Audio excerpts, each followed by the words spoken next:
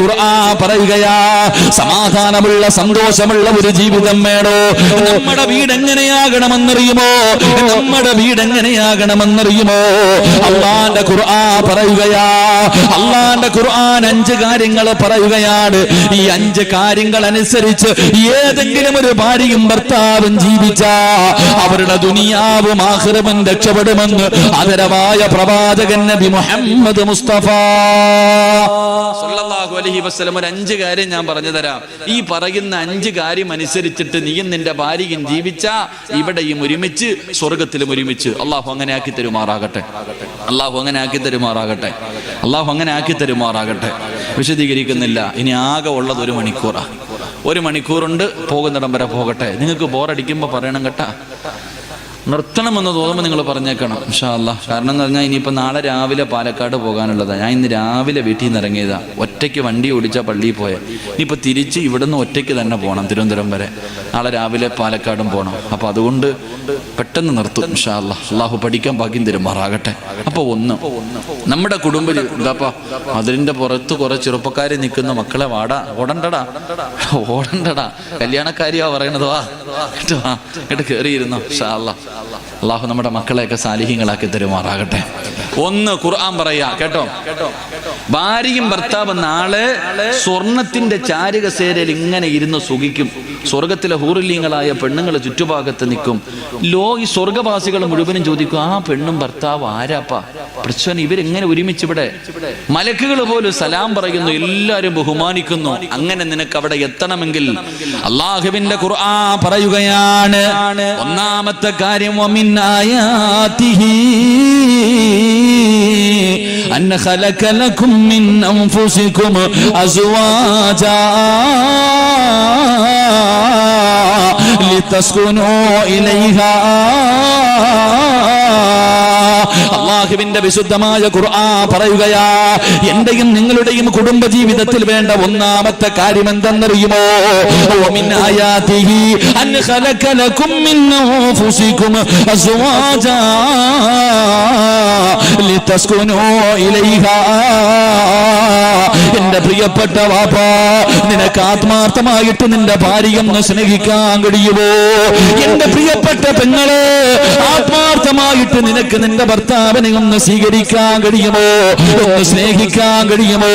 പടച്ചവനെ, എവിടെയാണ് സ്നേഹമുള്ളത്? ഏത് ഭാര്യക്കാണ് ഭർത്താവിനോട് ആത്മാർത്ഥമായിട്ട് സ്നേഹമുള്ളത്?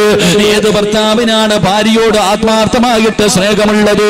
പടച്ചവനെ, അഭിനയമാണ്. സ്നേഹം അഭിനയിക്കുകയാണ്. സിനിമാ താരങ്ങളെ പോലും വെല്ലുന്ന രീതിയിൽ ഭർത്താവ് നടിക്കുന്നു. സീരിയൽ നടിമാര് പോലും തോറ്റുപോകുന്ന രീതിയിലാണ് എന്റെ പ്രിയപ്പെട്ട ഉമ്മമാര് അഭിനയിക്കുന്നത്. പടച്ചവനെ, കുടുംബക്കാരുടെ മുന്നിൽ, മക്കളുടെ മുന്നിൽ, നാട്ടുകാരുടെ മുന്നിൽ പരസ്പരം ഞങ്ങൾ വല്ലാത്ത സ്നേഹത്തിലാണെന്ന് ബോധിപ്പിക്കാറ് എന്തിനു വേണ്ടിയാ അഭിനയിക്കുന്നത്? അള്ളാഹു തന്ന ജീവിതം മെഴുകുതിരി ഉരുക്കുന്നത് പോലെ ഉരുക്കാനുള്ളതാണോ? ഉരുകി തീർക്കാനുള്ളതാണോ? എന്റെ പ്രിയപ്പെട്ടവരെ, ഭർത്താവ് തന്റെ മനസ്സ് ഭാര്യയോട് തുറക്കാറില്ല. ഭാര്യ തന്റെ രഹസ്യങ്ങൾ ഭർത്താവിനോട് പറയാറില്ല. പേടിയാട് ഒരുമിച്ചിരുന്ന് ഭക്ഷണം കഴിക്കാറില്ല. ഒരു 5 മിനിറ്റ് സ്നേഹത്തോടെ സംസാരിക്കാറില്ല. എന്റെ പ്രിയമുള്ളവരെ, ഭാര്യയുടെ രഹസ്യങ്ങൾ ഭർത്താവിനോടാ പറയേണ്ടത്. ഭർത്താവിന്റെ രഹസ്യങ്ങൾ ഭാര്യയോടാണ് പറയേണ്ടത്. മഹാനായ നബി മുഹമ്മദ് മുസ്തഫ സല്ലല്ലാഹു അലൈഹി വസല്ലമ തങ്ങള് 40ാമത്തെ വയസ്സിൽ ഖാറസൂർ എന്ന് പറയുന്ന ഗുഹയ്ക്കകത്ത് അല്ലാഹുവിന്റെ പ്രവാചകൻ ഒറ്റയ്ക്കിരിക്കുമ്പോ അതാ മുഖറബുൽ അംലാക്ക് മലക്ക് ജിബ്രീൽ അലൈഹിസ്സലാം ഇറങ്ങി വരികയാണ്. അല്ലാഹുവിന്റെ റസൂലിന്റെ മുന്നിലേക്ക് ജിബ്രീൽ എന്ന് പറയുന്ന മലക്ക് ഇറങ്ങി വന്നിട്ട് അവിടെന്ന് പറയുന്ന ഖുർആനിന്റെ 1ാമത്തെ ആയത്ത് ഓതി കൊടുക്കുകയാണ്. ഇഖ്റ ബിസ്മി റബ്ബിക്കല്ലദീ ഖലഖ ഖലഖൽ ഇൻസാന മിൻ അലഖ് ഇഖ്റ വറബ്ബുക്കൽ അക്റമുല്ലദീ അല്ലമ ബിൽ ഖലം. അല്ലാഹുവേ, പരിശുദ്ധമായ ഖുർആനിന്റെ 1ാമത്തെ ആയത്ത് ഓതി കൊടുത്തിട്ട് അവിടെന്ന് പറയുന്ന ഓതി നബിയെ. അള്ളാന്റെ റസൂല് പേടിച്ചുകൊണ്ട് പറയുന്നു, എനിക്ക് ഓതാനറിയില്ല. ജിബ്രീൽ കെട്ടിപ്പിടിക്കുകയാണ്, പ്രവാചകന്റെ ശരീരം വേദനിക്കുകയാണ്. അള്ളാന്റെ റസൂല് ഖുർആൻ ഓതുകയാണ്. അവസാനം പർവ്വതത്തിന്റെ മുകൾ തട്ടിൽ നിന്ന് പേടിച്ച് വിറച്ചുകൊണ്ട് ലോകത്തിന്റെ നേതാവ് 40ാമത്തെ വയസ്സിൽ ഇറങ്ങി ഓടുകയാണ്. എവിടേക്കാ ഓടിയത്? കുടുംബക്കാരുടെ മുന്നിലല്ല, കൂട്ടുകാരുടെ മുന്നിലല്ല. അള്ളാഹുവിന്റെ പ്രവാചകൻ എവിടേക്കാണ് കടന്നു ചെന്നതെന്നറിയുമോ? അള്ളാഹുവേ, തന്നെക്കാലം വയസ്സ് തന്ന തന്റെ പ്രിയപ്പെട്ട ഭാര്യ ഖദീജ ബീബി റളിയല്ലാഹു തആല അൻഹയുടെ മുന്നിലേക്ക് അള്ളാഹുവിന്റെ പ്രവാചകനെ വിറച്ചുകൊണ്ട് ഓടുകയാണ്. ഓടിച്ചെന്ന് ഖദീജാനോട് പറയുന്നു, സമ്മിലൂനി യാ ഖദീജ, എന്നെ ഒന്ന് പുതപ്പിക്കുക ഖദീജ. അള്ളാഹുവിന്റെ പ്രവാചകന് നടന്ന കാര്യങ്ങൾ മുഴുവനും തന്റെ പ്രിയപ്പെട്ട ഭാര്യയോട് രഹസ്യങ്ങൾ പറഞ്ഞു കൊടുക്കുമ്പോ എന്തേ ചെയ്തതെന്നറിയുമോ? പേടിച്ചു വന്ന ഭർത്താവിനെ അതാ പുതപ്പ് കൊണ്ട് പുതച്ചിട്ട് തന്റെ പ്രിയപ്പെട്ട ഭാര്യ അതാ തന്റെ മടിയിലേക്ക് പിടിച്ചു കിടത്തുകയാണ്. അള്ളാന്റെ റസൂലിന് തന്റെ മടിയിലേക്ക് പിടിച്ചു കിടത്തിയിട്ട് കൈകൊണ്ട് അള്ളാന്റെ റസൂലിന്റെ തലയിൽ ഇങ്ങനെ കൈവച്ചിട്ട് മുടികൾക്കിടയിലൂടെ ഇങ്ങനെ തലോടുകയാണ്. എന്നിട്ടൊരു കൈകൊണ്ട് തന്റെ ഭർത്താവിനെ ചേർത്ത് പിടിച്ചു. പേടിച്ചു കിടക്കുന്ന തന്റെ പ്രിയപ്പെട്ട ഭർത്താവിനോട് ഖദീജ ബീവി റളിയല്ലാഹു തആല മനസ്സിന് സമാധാനമുണ്ടാക്കുന്ന ഒരു വാക്കേ പറഞ്ഞുള്ളൂ. അവിടെന്ന് പറഞ്ഞു, നബിയേ, വല്ലാഹി മാ യുഖ്ഫീകല്ലാഹു അബദാ, ഒരിക്കലും അല്ലാഹു നിങ്ങളെ കൈവിടൂല നബിയേ, ഒരിക്കലും അല്ലാഹു നിങ്ങളെ കൈവിടൂല. പ്രവാചകന്റെ മനസ്സില് എന്തൊരു കുളിർമയുള്ള വാക്കെന്നറിയുമോ? മരിക്കുന്ന കാലത്തോളം അള്ളാന്റെ റസൂല് മറന്നില്ല. മരിക്കുന്ന കാലത്തോളം അള്ളാന്റെ റസൂല് ഖദീജ എന്ന് പറഞ്ഞ റസൂലുള്ളാന്റെ കണ്ണ് നിറയുമായിരുന്നു, പ്രവാചകനെ കരയുമായിരുന്നു. എന്ത് പറഞ്ഞാലും ഖദീജയാണ്. ഖദീജ തന്റെ വീട്ടില് ഒരൽപ്പം ഭക്ഷണം വെച്ചാൽ ആരെങ്കിലും ഒരൽപ്പം ഇറച്ചിക്കറി കൊണ്ട് കൊടുത്താ അള്ളാന്റെ റസൂല് തന്റെ മകൾക്കല്ല കൊടുത്തത്, മറ്റു ഭാര്യമാർക്കല്ല കൊടുത്തത്, ഖദീജയുടെ കൂട്ടുകാരികൾക്ക് കൊടുത്തു വിടുമായിരുന്നു. എന്റെ പ്രിയപ്പെട്ടവരെ, അത്രയ്ക്ക് സ്നേഹമായിരുന്നു, അത്രയ്ക്ക് സ്നേഹമായിരുന്നു. അതുകൊണ്ട് നമ്മുടെ കുടുംബ ജീവിതത്തിൽ വേണ്ട ഒന്നാമത്തെ കാര്യം എന്തെന്നറിയുമോ? പരസ്പരം ആത്മാർത്ഥമായിട്ടുള്ളൊരു സ്നേഹമാണ്. പരസ്പരം ഒരു സ്നേഹമുണ്ടെങ്കിൽ നമ്മുടെ ജീവിതം സന്തോഷമുള്ളതാ, നമ്മുടെ ജീവിതം സമാധാനമുള്ളതാ. അല്ലാഹുവേ, ഇന്നതില്ലാതെ പോയല്ലോ. പടച്ചവരെ, ഭാര്യയുടെ പീഡനങ്ങൾ സഹിക്കാൻ കഴിയാത്ത ഭർത്താക്കന്മാരുണ്ട്. എങ്ങനെ സന്തോഷം കിട്ടാനാ, എങ്ങനെ സമാധാനം കിട്ടാനാ? അല്ലാഹുവേ, ചില പെണ്ണുങ്ങളുണ്ടല്ലോ, എത്ര കിട്ടിയാൽ എന്തൊക്കെ കൊടുത്താലും നന്ദി കാണിക്കാത്ത ചില പെണ്ണുങ്ങളുണ്ട്.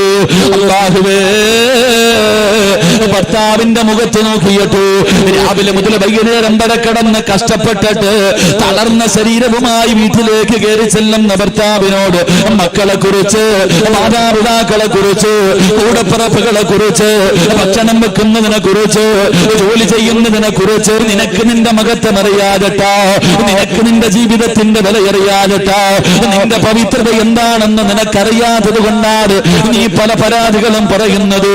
അല്ലാഹുവിന്റെ പ്രവാചകൻ സല്ലല്ലാഹു അലൈഹി വസല്ലമ തങ്ങള് തന്റെ പ്രിയപ്പെട്ട പൊന്നുമോള് ഫാത്തിമ ബീബി റളിയല്ലാഹു തആല കല്യാണം കഴിഞ്ഞു.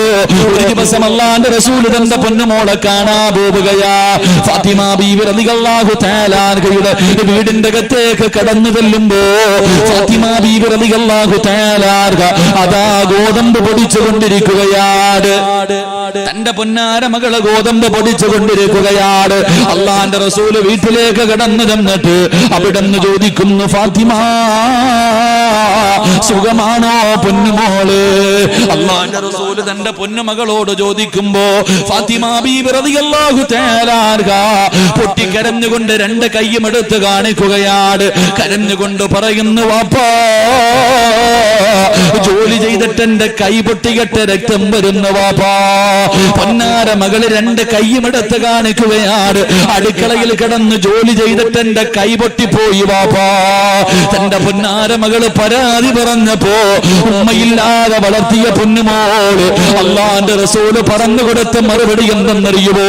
നിന്റെ ഭാര്യക്ക് പറഞ്ഞു കൊടുക്കണം, ചെറുപ്പക്കാരാ, ഭർത്താവിന്റെ വീട്ടിൽ കിടന്ന് തമ്മിലടി ഉണ്ടാക്കി വീട്ടിൽ വന്ന് നിൽക്കുന്ന പൊന്നാര മക്കൾക്ക് പറഞ്ഞു കൊടുക്കണം, കല്യാണം കഴിച്ചു വിടുന്ന സമയത്ത് ലക്ഷങ്ങളും കൊടുത്ത് കാറും വാങ്ങി പറഞ്ഞു വിട്ടാ പോരാ. വാപ്പ എന്ന രീതിയിൽ നിന്റെ പൊന്നുമോക്ക് പറഞ്ഞു കൊടുക്കേണ്ട ഉപദേശമാണ്.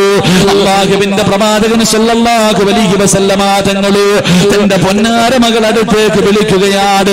എന്നിട്ട് പറയുന്നു, ഫാത്തിമ, നിന്റെ പ്രതിഫലം നിനക്കറിയോ ഫാത്തിമ? നിന്റെ പ്രതിഫലം എന്താണെന്ന് നിനക്കറിയുമോ ഫാത്തിമ? എന്റെ പ്രിയപ്പെട്ട പെങ്ങള്, നിന്റെ പ്രിയപ്പെട്ട ഭർത്താവ് രാവിലെ മുതൽ വൈകുന്നേരം വരെ കഷ്ടപ്പെട്ടു ജോലി ചെയ്തിട്ട് 1 കിലോ അരിയും വാങ്ങിയിട്ട് വൈകുന്നേര സമയത്ത് നിന്റെ വീട്ടിലേക്ക് കടന്നു വരികയാണ്. അതാ 1 കിലോ അരിയുമായി വീട്ടിലേക്ക് കയറി വരുന്ന ഭർത്താവിനോട് കുത്തുവാക്ക് പറയാതെ, പരിഹസിക്കാതെ, വേദനിപ്പിക്കാതെ ആ കയ്യിലിരിക്കുന്ന അരി വാങ്ങിയിട്ട് അടുക്കളയിലേക്ക് കടന്നു ചെന്നിട്ട് ഇതെന്റെ കടമയാണല്ലോ എന്ന് പറഞ്ഞുകൊണ്ടത് കഴുകി ശുദ്ധിയാക്കിയിട്ട് നിന്റെ ഭർത്താവിനും മക്കൾക്കും ചോറ് വെച്ചു കൊടുത്ത അല്ലാഹു തരുന്ന പ്രതിഫലം കേൾക്കടോ പൊന്നുമോള്. നീ നിന്റെ ഭർത്താവിന് ചോറ് വെച്ചു കൊടുത്ത അല്ലാഹു നിനക്ക് തരുന്ന പ്രതിഫലം അതിലെ ഓരോ അരിയുണ്ടല്ലോ, ഓരോ ചോറുണ്ടല്ലോ, അതിന് പകരം അല്ലാഹു നിന്റെ പാപം പൊറുക്കുന്നുണ്ട്. നിന്റെ പാപങ്ങൾ അല്ലാഹു പുറത്തു തരികയാ, നിനക്കൊരു നന്മ എഴുതുകയാണ്. ഒരു ചോറിന് പകരം ഒരു നന്മ എഴുതുകയാണ്. നിന്റെ ഒരു പാപം അല്ലാഹു പൊറുക്കുകയാണ്. അടുക്കളയിൽ കിടന്ന് ഉരുകുന്ന പെണ്ണുങ്ങളുണ്ടല്ലോ, തീ ചുവട്ടിൽ കിടന്ന് ഉരുകുന്ന പെണ്ണ്, അല്ലാഹുവിന്റെ റസൂല് പറയുകയാ, നീ നിന്റെ ഭർത്താവിനും മക്കൾക്കും ഭക്ഷണം വെക്കുമ്പോ തീയുടെ ചുവട്ടിൽ നിന്ന് ഉരുകുമല്ലോ, നിന്റെ ശരീരം വിയർത്തിട്ട് വിയർപ്പിങ്ങനെ ഒഴുകുമല്ലോ. അല്ലാഹുവിന്റെ റസൂല് പറയുന്നു, പെണ്ണ്, ഒരു തുള്ളി വിയർപ്പ് താഴെ വീണ നരകം നിനക്ക് ഹറാമാണുമ്മ. അടുപ്പിന്റെ ചുവട്ടിൽ നിന്നിട്ട് നിന്റെ ശരീരം നിറാ വിയർത്തിട്ട് വിയർപ്പ് തുള്ളി താഴെ വീഴുമ്പോ തുടയ്ക്കല്ലേ പെങ്ങള്, നരകത്തിൽ നിന്നുള്ള മോചനമാണ്. അല്ലാഹുവിന്റെ പ്രവാചകൻ അവിടെന്ന് പറയുന്നു, ഗർഭിണികളുണ്ടല്ലോ, പ്രസവിച്ച കഥ പറയുന്ന പെണ്ണുങ്ങളുണ്ടല്ലോ, അല്ലാഹുവിന്റെ റസൂല് പറയുന്നു, ഫാത്തിമ, ഒരു ഉമ്മ തന്റെ കുഞ്ഞിനെ പ്രസവിച്ച മരണവേദനയുടെ വേദനയിൽ നിന്ന് പ്രസവിച്ച ഒരു ഉമ്മയ്ക്ക് അല്ലാഹു കൊടുക്കുന്ന പ്രതിഫലം എന്തെന്നറിയുവോ? പെങ്ങളെ, നീ പ്രസവിച്ച സമയത്ത്, പെങ്ങളെ, നീ പ്രസവിച്ച സമയത്ത് നിന്റെ ശരീരത്തിൽ എവിടെയെല്ലാ രോമങ്ങളുണ്ടോ ഓരോ രോമത്തിനും പകരം അല്ലാഹു നിനക്ക് നന്മ എഴുതുകയാണ്. ഓരോ രോമത്തിനും പകരം അല്ലാഹു നിനക്ക് നന്മ തരുകയാണ്. നിന്റെ പാപങ്ങൾ അല്ലാഹു പുറത്തു കൊടുക്കുകയാണ്. മക്കൾക്ക് പാല് കൊടുക്കുന്ന ഉമ്മമാരുണ്ടല്ലോ, പട്ടിണിയാണെങ്കിലും രോഗമാണെങ്കിലും എഴുന്നേക്കാൻ കഴിയില്ലെങ്കിലും തന്റെ മക്കള് കരഞ്ഞ അല്ലാഹുവേ വാരിയെടുത്ത് പാല് കൊടുക്കുന്ന പെണ്ണ്, അല്ലാഹുവിന്റെ റസൂല് പറയുകയാ, 2 വയസ്സ് പൂർത്തിയാകുന്നത് വരെ ഏതെങ്കിലും ഒരു ഉമ്മ തന്റെ കുഞ്ഞിന് പാല് കൊടുത്ത അല്ലാഹു ആ പെണ്ണിന് കൊടുക്കുന്ന പ്രതിഫലം എന്തെന്നറിയുമോ? ബദറിലും ഉഹദിലും ഹന്തക്കിലും ഖൈബറിലും തബൂക്കിലും യർമൂക്കിലും പടച്ച റബ്ബിന്റെ ദീനിന് വേണ്ടി പോരാടിയ ശുഹദാക്കളുണ്ടല്ലോ, ബദരീങ്ങളുണ്ടല്ലോ, 1000 ശുഹദാക്കളുടെ പ്രതിഫലം പാല് കൊടുക്കുന്ന ഉമ്മയ്ക്ക് അല്ലാഹു കൊടുക്കുമെന്ന് ആദരവായ പ്രവാചകൻ നബി മുഹമ്മദ് മുസ്തഫ സല്ലല്ലാഹു അലൈഹി വസല്ലമ തങ്ങൾ പറയുകയാ, ഭർത്താവിന്റെ തുണി കഴുകാൻ ഭാര്യയ്ക്ക് മടിയാട്, ഭർത്താവിന്റെ വിയർപ്പ് കഴുകാൻ മടിയാട്. പടച്ചവര്, എന്റെ പ്രിയപ്പെട്ട പെങ്ങള്, നിന്റെ ഭർത്താവിന്റെ വസ്ത്രം കഴുകി കൊടുത്ത, നിന്റെ ഭർത്താവിന്റെ ഒരു ജോഡി വസ്ത്രം കഴുകി കൊടുത്ത അല്ലാഹു നിനക്ക് തരുന്ന പ്രതിഫലം കേൾക്കടോ, അല്ലാഹു നിനക്ക് തരുന്ന പ്രതിഫലം കേൾക്കടോ. ഭർത്താവിന്റെ ഒരു ജോഡി വസ്ത്രം ഏതെങ്കിലും ഒരു പെണ്ണ് കഴുകി കൊടുത്ത 100 പേർക്ക് ഭക്ഷണം കൊടുത്ത പ്രതിഫലം അല്ലാഹു അവൾക്ക് കൊടുക്കുമെന്ന് നബി മുഹമ്മദ് മുസ്തഫ. നബി മുഹമ്മദ് മുഹമ്മദ് മുസ്തഫ. എന്തേപ്പാ നബി മുഹമ്മദ് മുസ്തഫ. ഭാര്യക്ക് നീ പറഞ്ഞുകൊട്, പെണ്ണെ, ചോറ് വെച്ച ഒരു ചോറിന് പകരം ഒരു നന്മ, ഒരു പാപം അല്ലാഹു പൊറുക്കും. അടുക്കളയിലെ തീയുടെ ചുവട്ടിൽ നിന്ന് പെണ്ണുരുകിയാൽ ശരീരം വിയർത്താൻ നരകമോചനം. പ്രസവിച്ച ശരീരത്തിലെ രോമങ്ങൾക്കനുസരിച്ച് നന്മ, പാപം പൊറുക്കും. പാല് കൊടുത്ത 100,000 ശുഹദാക്കളുടെ പ്രതിഫലം. ഭർത്താവിന്റെ വസ്ത്രം കഴുകി കൊടുത്ത, ഭർത്താവിന്റെ ഒരു ജോഡി വസ്ത്രം കഴുകി കൊടുക്കുന്ന ഭാര്യ, അവളെ കുത്തുവാക്ക് പറയൂല. ഭർത്താവിന്റെ വിയർപ്പ് കഴുകാൻ അവക്കൊരു മടിയുമില്ല. ഒരു ജോഡി വസ്ത്രം കഴുകി കൊടുത്ത 100 പാപങ്ങൾക്ക് ഭക്ഷണം കൊടുത്ത പ്രതിഫലം കിട്ടുമെന്ന് നബിയുനാ റസൂലുള്ളാഹി. ആ കുടുംബജീവിതം എന്ത് രസമെന്നറിയോ? കുടുംബജീവിതത്തിന്റെ വില നമുക്കറിയാഞ്ഞിട്ടാ. അല്ലാഹു നമ്മുടെ ഭാര്യമാർക്ക് ഈമാൻ നൽകി അനുഗ്രഹിക്കുമാറാകട്ടെ. പറഞ്ഞു കൊടുക്കണം, ഇതാ ജീവിതം, ഇതാണ് ജീവിതം. തന്റെ ഭാര്യ ഭർത്താക്കന്മാർക്ക് പറഞ്ഞു കൊടുക്കണം. ഭർത്താവിന്റെ തുണി കഴുകാൻ അല്ലാഹു നമ്മുടെ ഭാര്യമാർക്ക് ഈമാൻ നൽകി അനുഗ്രഹിക്കുമാറാകട്ടെ. നിങ്ങളുടെ ഭാര്യമാർക്കൊന്നും ഈ പ്രതിഫലം കിട്ടൂല. കിട്ടുവോ? തുണി കഴുകിയാ നിങ്ങളുടെ ഭാര്യമാർക്ക് കിട്ടുവോ? പറ മനുഷ്യന്മാരെ കിട്ടുവോ? അതിന് നിന്റെ ഭാര്യ തുണി കഴുകുന്നില്ലല്ലോ, വാഷിംഗ് മെഷീനല്ലേ കഴുകണേ, അവക്കെന്ത് പ്രതിഫലം? വാഷിംഗ് മെഷീൻ ഇട്ട് കഴുകേണ്ട പെണ്ണിനെ നമുക്ക് ബിസ്മിയും പറഞ്ഞ് വാരി അങ്ങോട്ട് ഇട്ടാൽ മതി. അവക്ക് ശരീരം അനങ്ങുന്നത് വലിയ പാടാണ്. അവക്ക് കല്ലിലൊക്കെ ഇട്ട് കഴുകുന്ന പെണ്ണുങ്ങൾക്കായിരിക്കും. അള്ളാഹു നൽകുമാറാകട്ടെ, അള്ളാഹു നൽകുമാറാകട്ടെ. കല്യാണം കഴിച്ചവരെന്ന് കൈവക്കിക്ക്, കല്യാണം കഴിച്ചവരാ ഒരുപാട് കൈയുണ്ട്. ഇങ്ങോട്ട് നോക്ക്, നിങ്ങളുടെ ആരുടെയെങ്കിലും ഭാര്യമാര് നിങ്ങളുടെ തലയിൽ എണ്ണ തേച്ച് തരുന്ന ഏതെങ്കിലും ഭർത്താവ് ഉണ്ടെങ്കിൽ ഒന്ന് കൈവക്കിക്കെ, കാണാനുള്ള കൊതിയുണ്ട. അല്ലാഹു അഅലം. പെണ്ണുമ്പിള്ള അപ്പുറത്തിരുന്ന് പറയുന്നത് എന്തെന്നറിയോ?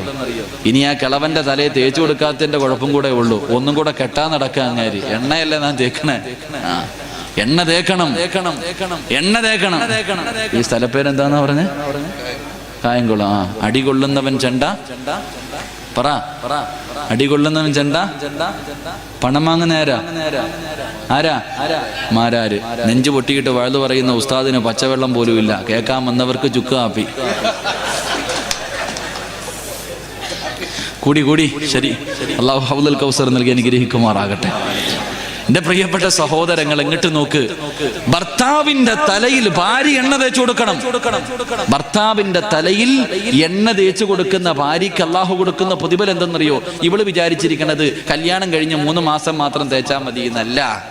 മരിക്കുന്നതിന്റെ 99 വയസ്സ് വരെ നിന്റെ ഭർത്താവ് ജീവിച്ചു. ആ മരിക്കുന്നതിന്റെ തലേ ദിവസമാ മോളെ ഏറ്റവും കൂടുതൽ സ്നേഹം വേണ്ടത്. കല്യാണത്തിന്റെ 1ാമത്തെ രാത്രി നിന്റെ ഭർത്താവിനോടുണ്ടായിരുന്നതിനേക്കാളും സ്നേഹം മരിക്കുന്നതിന്റെ തലേ ദിവസം ഉണ്ടാകണം. അപ്പോഴേ നീ യഥാർത്ഥ ഭാര്യയാകത്തുള്ളൂ. അല്ലാഹു ഈമാൻ തരുമാറാകട്ടെ. ഭർത്താവിന്റെ തലയിൽ എണ്ണ തേച്ചു കൊടുക്കുന്ന ഭാര്യക്ക് അല്ലാഹു കൊടുക്കുന്ന പ്രതിഫലം എന്തെന്നറിയോ? അല്ലാഹു കൊടുക്കുന്ന പ്രതിഫലം എന്തെന്നറിയോ? അല്ലാഹു അവളുടെ മരണവേദന കുറച്ചു കൊടുക്കും. അല്ലാഹു ഈമാൻ നൽകുമാറാകട്ടെ, അല്ലാഹു ഈമാൻ നൽകുമാറാകട്ടെ. ഭർത്താവിന്റെ മീശ വെട്ടിക്കൊടുക്കണ ഭാര്യമാരുണ്ടോ? ഭർത്താവിന്റെ മീശ വെട്ടിക്കൊടുക്കണ ഭാര്യമാരുണ്ടോ? ഉണ്ടോ? വെട്ടിത്തരാറുണ്ടോ? നീ ബംഗാളി എടുത്തല്ലേ കൊണ്ടു കൊടുക്കണേ? നിന്റെ കടയിലാ ഭാര്യ എടുത്തു കൊടുക്കണം. പണ്ട് നിന്റെ അത്തായി അമ്മായി, നിന്റെ വാപ്പായി ഉമ്മായൊക്കെ പണ്ട് ബാർബർ ഷോപ്പൊന്നും ഇല്ലാത്തൊരു കാലത്ത് വെള്ളിയാഴ്ച 9 മണിയാകുമ്പോ വാപ്പ കയറിയിരിക്കും, ഉമ്മ വെട്ടിക്കൊടുക്കുന്ന ഒരു കാലം ഉണ്ടായിരുന്നു. അതായിരുന്നു ജീവിതം. അത് കണ്ടു വളർന്ന നിനക്കതില്ലാതെ പോയി. എന്റെ വാപ്പായി ഉമ്മായും തമ്മിലുള്ള ആ ബന്ധം നിനക്കില്ലാതെ പോയി. എന്റെ പ്രിയപ്പെട്ടവരെ, ഭർത്താവിന്റെ മീശ ഭാര്യ വെട്ടിക്കൊടുക്കണം. അല്ലാഹു അവൾക്ക് കൊടുക്കുന്ന പ്രതിഫലം സ്വർഗമാണ്, ഒരുപാട് പ്രതിഫലം.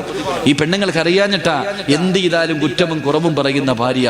റസൂലുള്ളാഹി തങ്ങൾ പറഞ്ഞു, രാത്രി വീട്ടിലേക്ക് കയറി വരുന്ന ഭർത്താവിന് കിടന്നുറങ്ങാൻ ഒരു പുതപ്പ് വിരിച്ചു കൊടുത്ത, രാത്രി വീട്ടിൽ കയറി വരുന്ന ഭർത്താവിന് കിടക്കാൻ ഏതെങ്കിലും ഒരു പെണ്ണൊരു പുതപ്പ് വിരിച്ചു കൊടുത്ത സുബഹി വരെ ഒരു മലക്ക് അവക്ക് വേണ്ടി ദുആ ചെയ്യുമെന്ന് നബിയുനാ റസൂലുള്ളാഹി.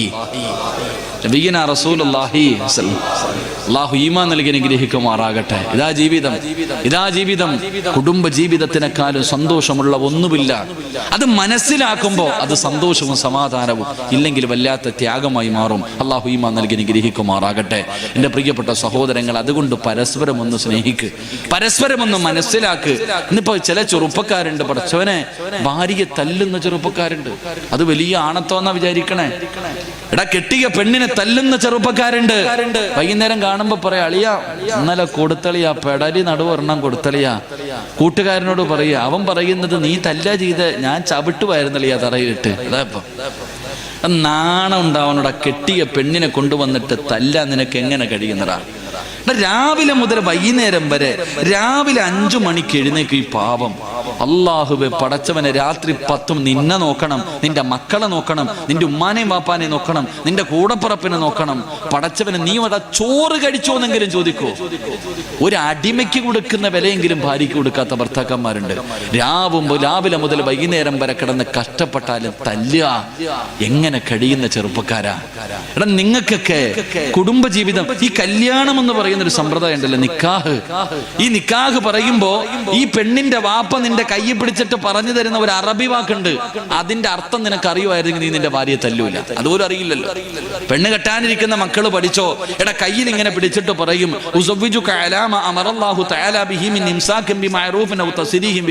ഇങ്ങനെ പള്ളിയിൽ ഇമാമ് പറഞ്ഞുതരും. വായി നോക്കിയിട്ടിരുന്ന് പറയണ കാര്യമുണ്ടല്ലോ, വായി നോക്കിയിട്ടാ പറയണേ. പള്ളിയിലെ ഖത്തീബ് ഇങ്ങനെ രണ്ടുപേരും കയ്യിൽ പിടിക്കും, മുഖാമുഖം നോക്കും. അമ്മായപ്പന്റെ മുഖത്ത് നോക്കിയിട്ട് ചിരിയ, അമ്മായപ്പന്റെ മുഖത്ത് നോക്കുമ്പോ തന്നെ തിരി ഇങ്ങനെ കയ്യിൽ പിടിച്ചോണ്ട് എന്നിട്ട് പറയും സൗജത്തുക്ക വാൻഗഹത്തുക്ക എന്നൊക്കെ പറയുന്നുണ്ടല്ലോ. എന്താ ഇതിന്റെ അർത്ഥമെന്നറിയോ? എടാ, നിന്റെ ഭാര്യയുടെ വാപ്പ നിന്റെ കയ്യിൽ പിടിച്ചിട്ട് പറഞ്ഞു എന്തെന്നറിയോ? മോനെ, 10-18 കൊല്ലം ഞാൻ പൊന്നുമോളെ വളർത്തിയ എന്റെ മകളെ നീ തരുന്ന നക്കാ പിച്ചയ്ക്ക് ഞാൻ നിന്റെ കയ്യിൽ തരിക.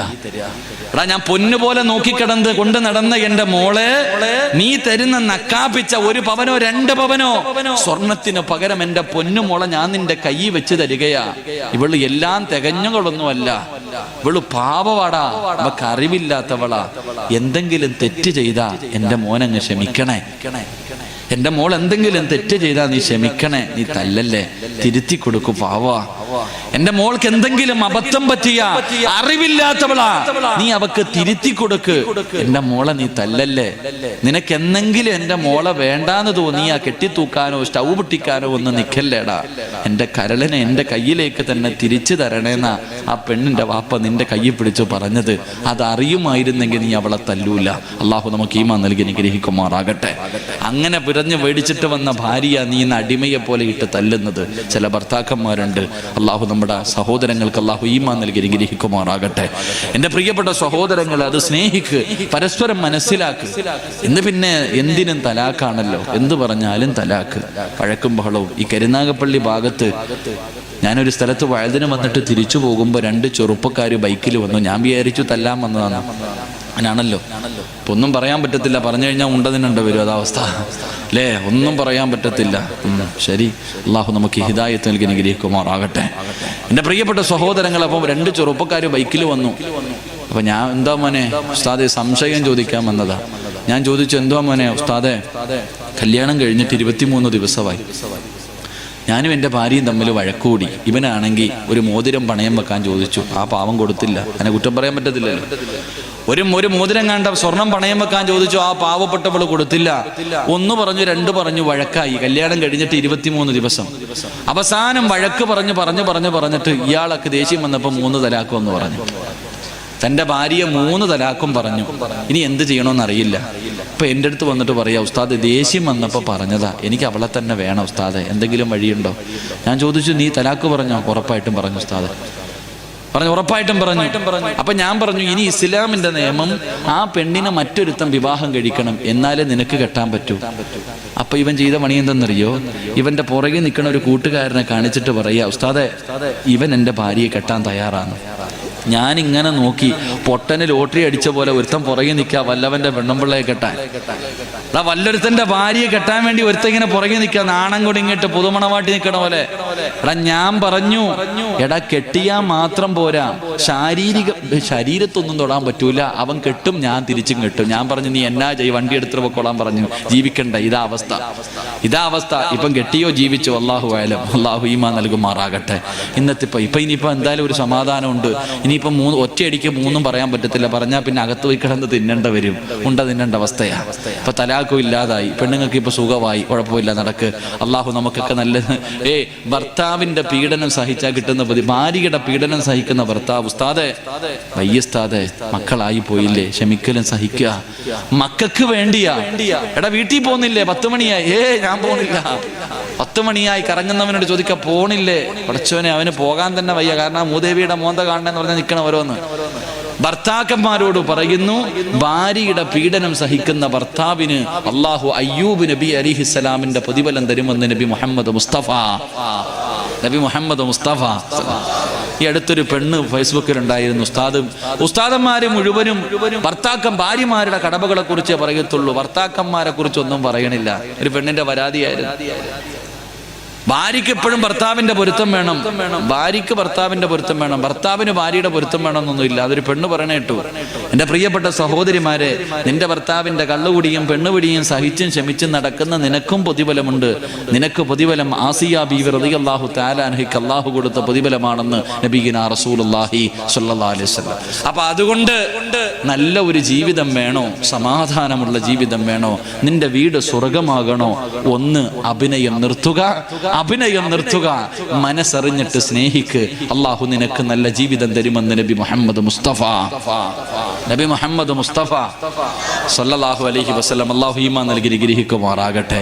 ഒന്ന് ഉള്ളത് കൊണ്ട്, അതിപ്പോ പണം വേണമെന്നൊന്നുമില്ല, പണം വേണമെന്നോ വലിയ സന്തോഷം വേണമെന്നോ ഒന്നുമില്ല. എൻ്റെ പ്രിയപ്പെട്ട സഹോദരങ്ങളെ, ഉള്ളത് കൊണ്ട് തൃപ്തിപ്പെടാനുള്ള ഒരു മനസ്സ് വേണം. കൊട്ടാരം ഒന്ന് കണ്ടിട്ട് നീ കണ്ണു തള്ളണ്ട, അയൽവാസിയുടെ വീട് കണ്ടിട്ട് കണ്ണു തള്ളണ്ട. നീ ഒരുപാട് കടന്നിട്ട് പടച്ചോ അല്ലോ എനിക്കൊന്നുമില്ല. ഈ പെണ്ണുങ്ങൾക്ക് എത്ര കിട്ടിയാലും തികയൂല. അങ്ങനെ ചില പെണ്ണുങ്ങൾ പടച്ചോനെ ഭർത്താവിന്റെ മനസ്സ് വേദനിപ്പിക്കുന്ന പെണ്ണുങ്ങളുണ്ട്. അള്ളാഹുവിന്റെ പ്രവാചകന് സ്വല്ലല്ലാഹു അലൈഹി വസല്ലമ തങ്ങൾ പറയുകയാണ്, 5 കാര്യങ്ങളിൽ രണ്ടാമത്തെ കാര്യം എന്തെന്നറിയുമോ? നമ്മുടെ ജീവിതത്തിൽ വേണ്ട രണ്ടാമത്തെ കാര്യം അള്ളാഹുവിന്റെ ഖുർആൻ പറയുകയാണ്. അള്ളാന്റെ ഖുർആൻ പറയുകയാ, എന്റെ പ്രിയമുള്ള സഹോദരങ്ങളെ, രണ്ടാമത്തെ കാര്യം എന്തെന്നറിയുവോ?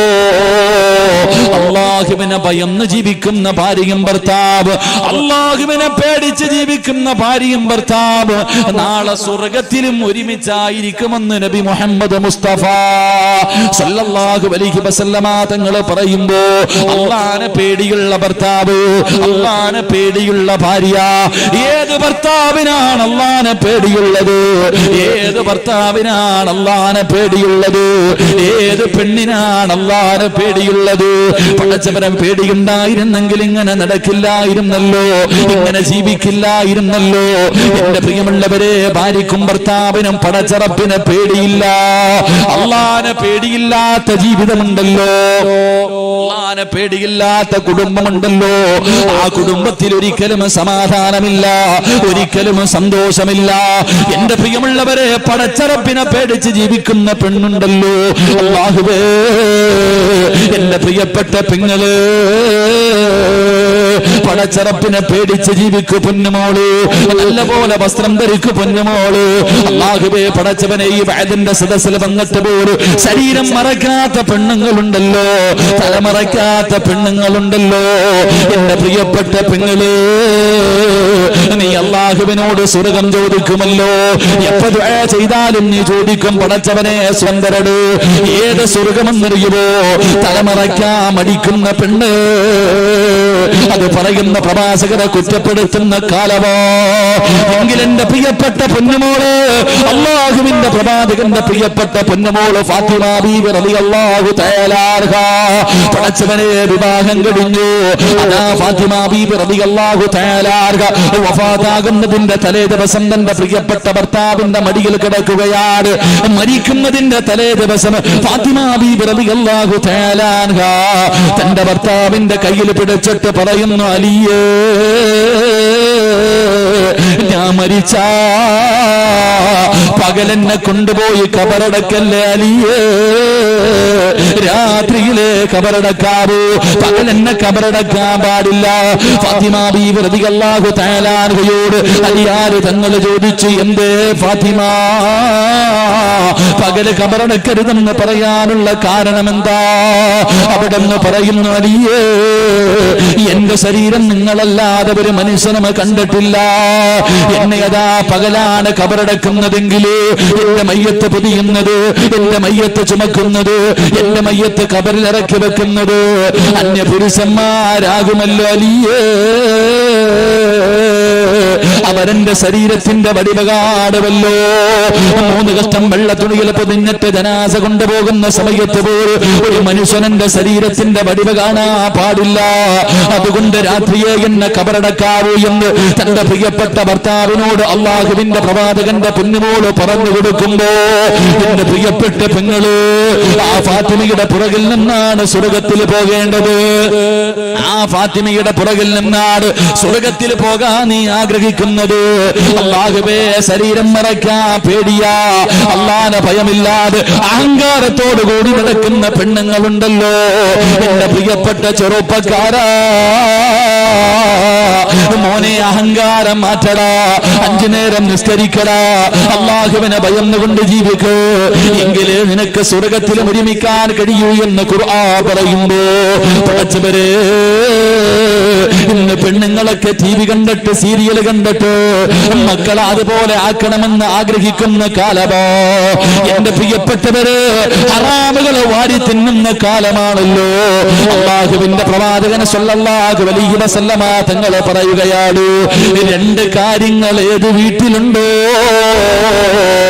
ആ വീട്ടുകാരുടെ ആയുസ് കുറയുമെന്ന് ആദരവായ പ്രവാചകൻ നബി മുഹമ്മദ് മുസ്തഫ സല്ലല്ലാഹു അലൈഹി വസല്ലമ തങ്ങളെ പറയുകയാ, ഈ പറയുന്ന 2 പാപങ്ങള് നിങ്ങളുടെ ആരുടെയെങ്കിലും വീട്ടിലുണ്ടെങ്കിൽ നീ പെട്ടെന്ന് മരിച്ചു പോകും ചെറുപ്പക്കാരാ, നീ പെട്ടെന്ന് മരിച്ചു പോകും പാപ്പാ, നിന്റെ ആയുസ് അല്ലാഹു വെട്ടിച്ചുരുക്കുകയാ. എന്റെ പ്രിയപ്പെട്ട പെങ്ങള്, ഈ പറയുന്ന ദുശീലങ്ങൾ നിന്റെ ഭർത്താവിനുണ്ടെങ്കിൽ, ഈ പറയുന്ന 2 ദുശീലങ്ങൾ നിന്റെ ഭർത്താവിനുണ്ടെങ്കിൽ തിരുത്തി കൊടുക്കടേ, തിരുത്തി കൊടുക്കടേ. അദ്ദേഹത്തിന്റെ കൂടെ നീ കൂടല്ലേ, ഭർത്താവിന്റെ കൂടെ കൂടിയാ അല്ലാഹു നിന്നെ വിധവയാക്കി കളയുമെന്ന് നബി മുഹമ്മദ് മുസ്തഫ സല്ലല്ലാഹു അലൈഹി വസല്ലമ തങ്ങൾ പറയുമ്പോ, ആയുസ് കുറച്ച് കളയുന്ന 2 പാപങ്ങളിൽ ഒരു പാപം എന്തെന്നറിയുമോ?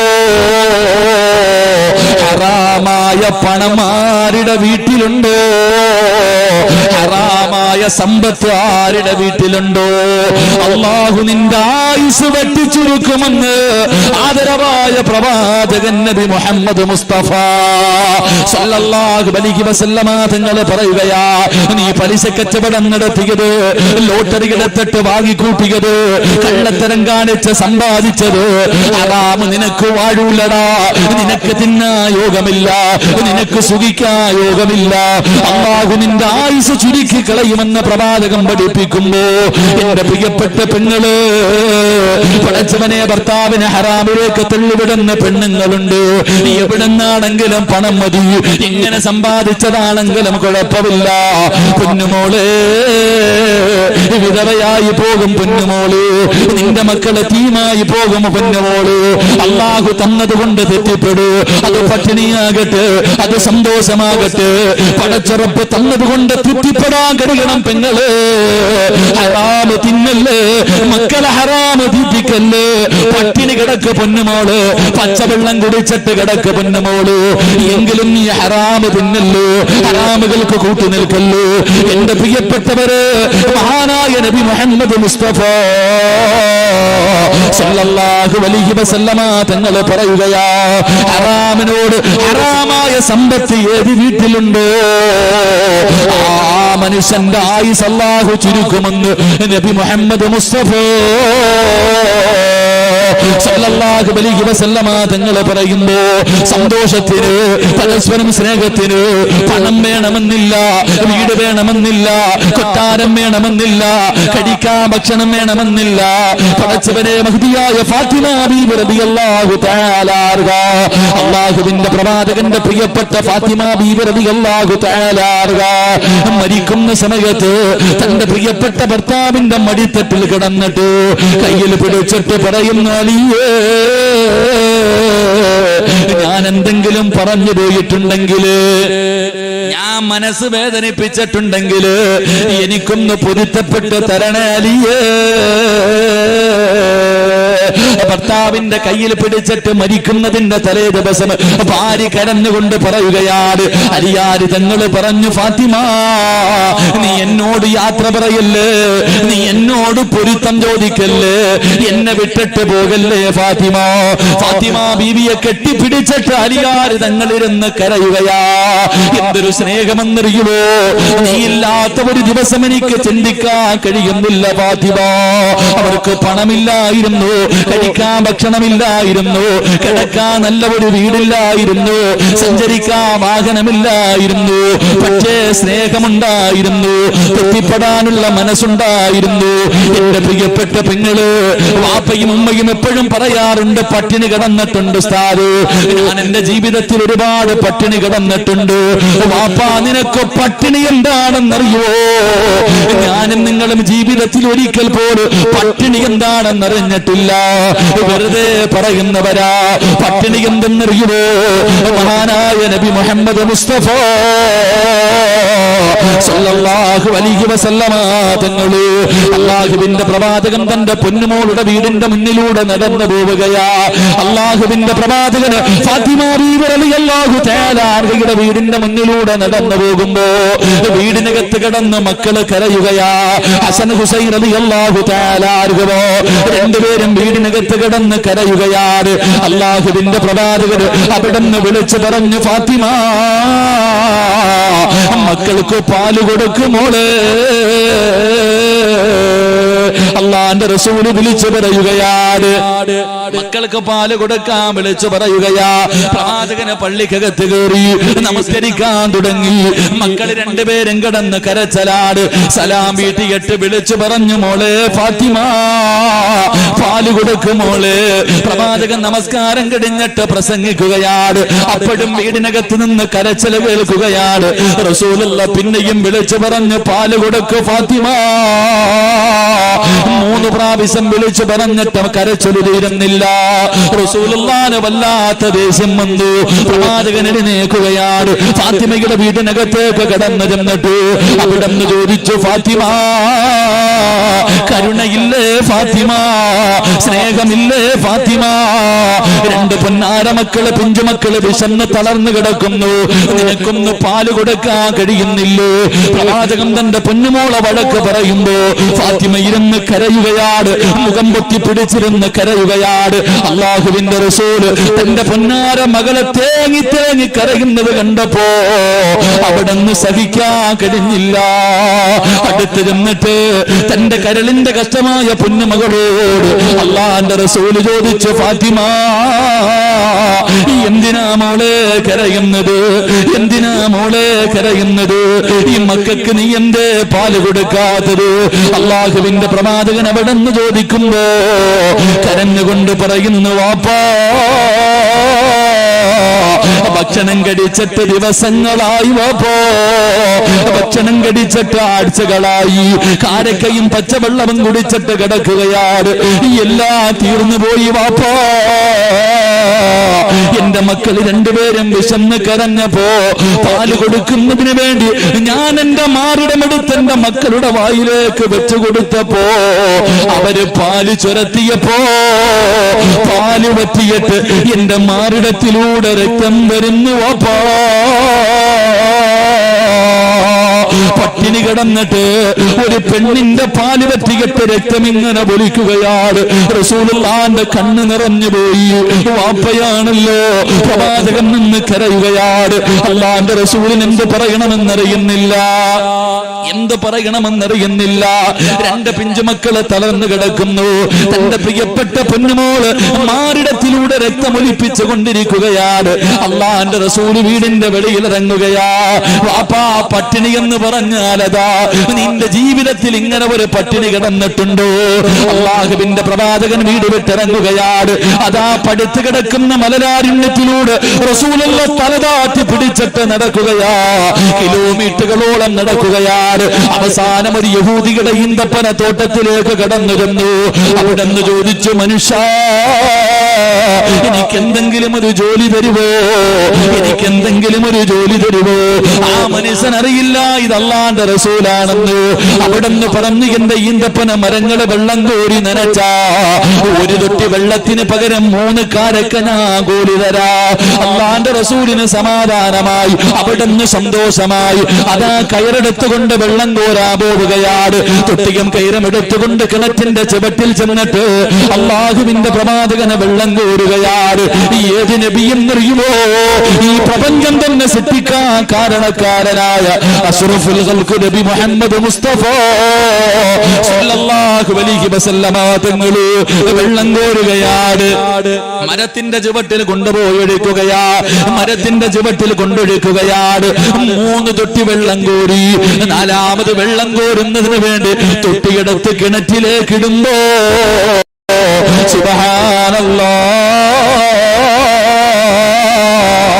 അല്ലാഹുവിന്റെ റസൂലിന്റെ കയ്യിൽ നിന്ന് തൊട്ടി കിണറ്റിൽ വീഴുകയാ. പ്രവാചകന്റെ കയ്യിൽ നിന്ന് തൊട്ടി കിണറ്റിലേക്ക് വീണുപോയി. യഹൂദിക്ക് വല്ലാത്ത ദേഷ്യം വന്നു, യഹൂദിക്ക് വല്ലാത്ത ദേഷ്യം വന്നു. അല്ലാഹുവിന്റെ റസൂലിനെ തല്ലുകയാ. റസൂലുള്ളാഹിനെ തല്ലി, പ്രവാചകന്റെ മുഖത്തടിച്ചു. അല്ലാഹുവിന്റെ റസൂലൊന്നും മിണ്ടിയില്ല. അടികൊണ്ടപ്പോഴും ഓർമ്മ വന്നത് തന്റെ പൊന്നുമോള് ഫാത്തിമ. വിശന്ന് കിടക്കുന്ന മക്കളെയാണ് അല്ലാഹുവിന്റെ പ്രവാചകൻ തല്ലുകൊണ്ടിട്ടും മിണ്ടിയില്ല. അവസാനം കിണറ്റിൽ വീണ തൊട്ടിയെടുത്തു യഹൂദിയുടെ കയ്യിൽ കൊണ്ട് കൊടുത്തിട്ട് അവിടെന്ന് ചോദിച്ചു, മനുഷ്യ എന്റെ കൂലിയൊന്ന് തരുവോ, എന്റെ കൂലിയൊന്ന് തരുവോ? യഹൂദി അത്ഭുതപ്പെടുകയാണ്. 9 കാരക്കയെടുത്ത് അല്ലാഹുവിന്റെ റസൂലിന്റെ കയ്യിൽ വെച്ചു കൊടുത്തു. തല്യവന്റെ മുഖത്ത് നോക്കിയിട്ട് റസൂലുള്ള ചിരിക്കുകയാണ്. എന്നിട്ട് 9 കാരക്കയും കയ്യിൽ വെച്ചിട്ട് അല്ലാഹുവിന്റെ റസൂല് വീട്ടിലേക്ക് ഓടുകയാണ്. വീടിന്റെ അകത്തേക്ക് ഓടിച്ചെന്നിട്ട് തളർന്നു കിടക്കുന്ന പിഞ്ചുമക്കളെ എടുത്ത് മടിയിൽ വെച്ചിട്ട് അല്ലാഹുവിന്റെ റസൂൽ ഇങ്ങനെ ഭക്ഷണം കൊടുക്കുകയാ. കാരക്ക തന്റെ പൊന്നാര മക്കള് ഹസൻ ഹുസൈൻ റളിയല്ലാഹു തആല അൻഹുമോ അവരുടെ വായിക്കകത്തേക്ക് കാരക്ക വെച്ച് കൊടുക്കുമ്പോ ആർത്തിയോടെ തിന്നുന്നു വാപ്പാ. കാരക്കയുടെ വലിപ്പം നിനക്കറിയുമല്ലോ, കാരക്കയുടെ വലിപ്പം നിനക്കറിയുമല്ലോ. 2 മക്കളും തിന്നുകയാണ്. ഒരൽപ്പം ഭക്ഷണം അവരുടെ ആമാശയത്തിലേക്ക്